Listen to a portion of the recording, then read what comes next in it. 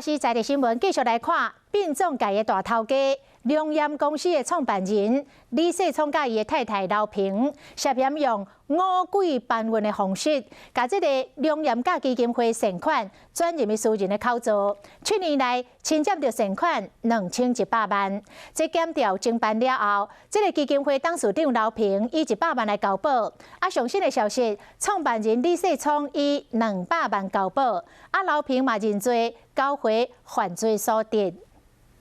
有要说明一下吗？把钱拿去做什么用途的？访问到钱藏伫大龙岩创办人李世聪的太太刘平头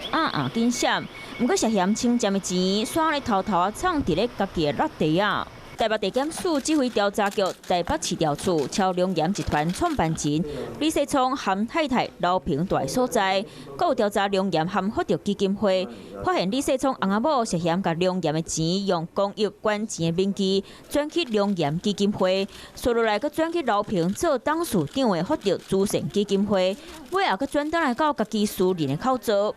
为2013年就开始，7年来拢总侵占2100万。刘平去用这钱付卡费、贷款的利息，甚至摕去买精品。当时佮向主管机关黑白申报。以上北检进行了后，刘平竟甲侵占的2100万还回去，进行了后用100万交保。李世聪是以健康理由请假，专案嘛以违反证交法、诈欺、伪造文书、甲公益侵占罪来侦办。